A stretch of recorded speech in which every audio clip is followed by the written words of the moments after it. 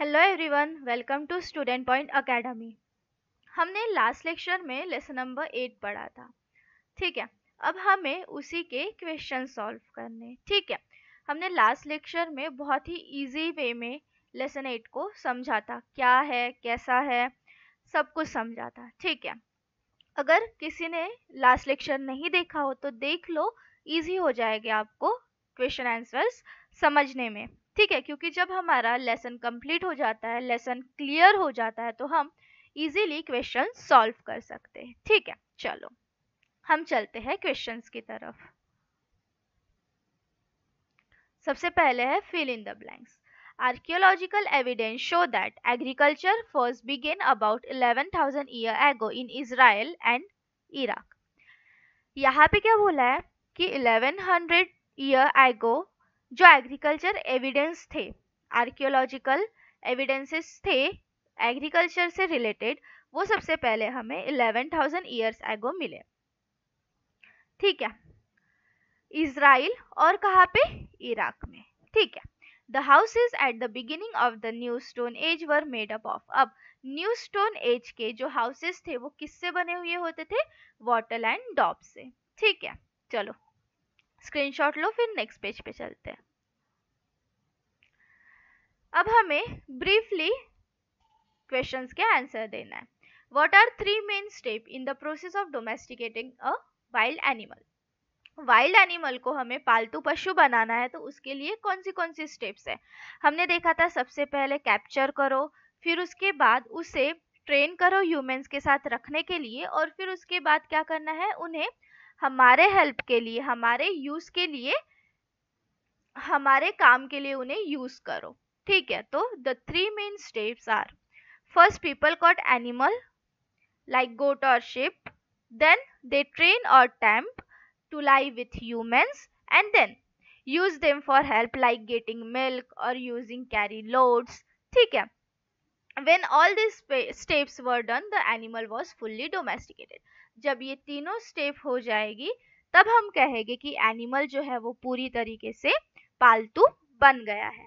ठीक है, तो the 3 main steps in domesticating a wild animal are, first people caught wild animal like goat or sheep, then they train or tempt to live with humans, and then finally they use them for help like getting milk or using them to carry loads.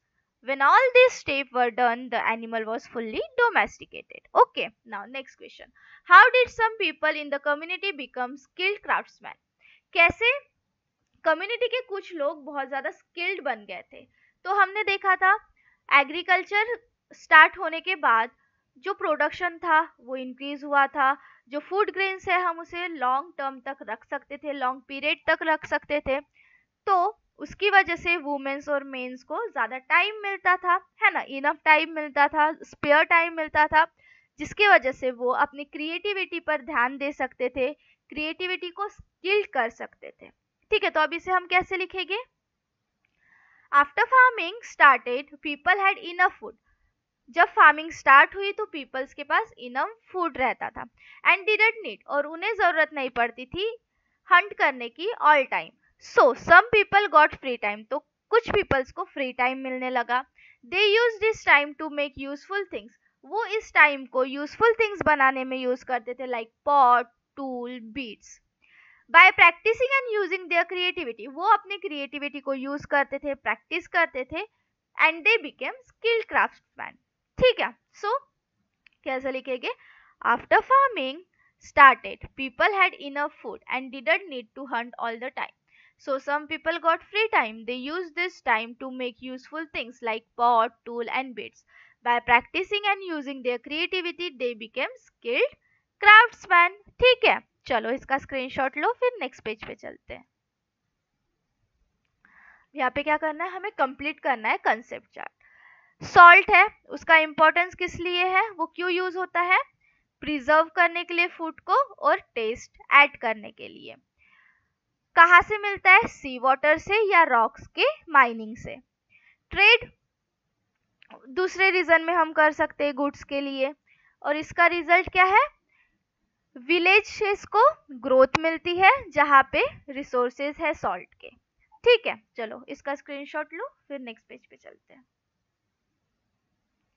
Right about usefulness of any 5 domesticated animals.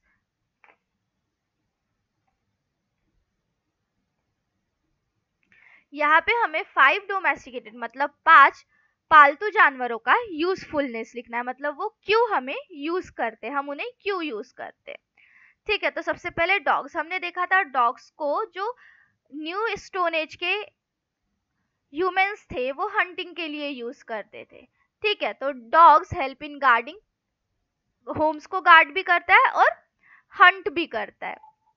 Cause milk देती है जिससे curd, butter, घी बनता है। गोट से हमें milk मिलता है और मीट भी मिलता है।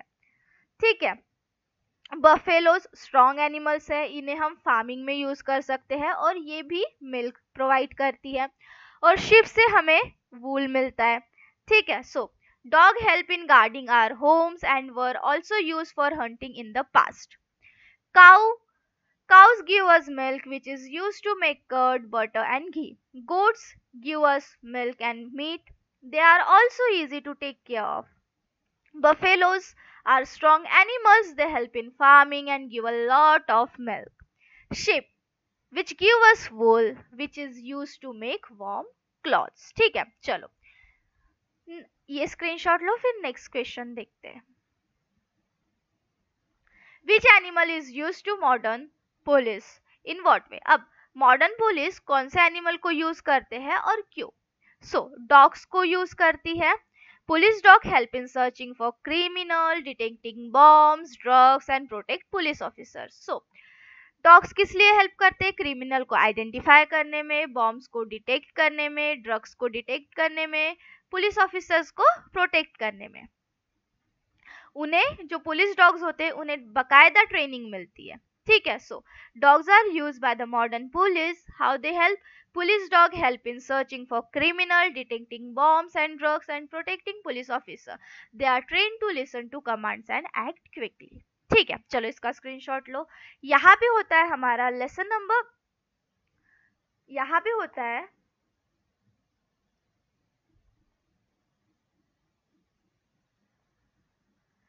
यहाँ पे होता है हमारा lesson number 8 complete, that is beginning of settled life.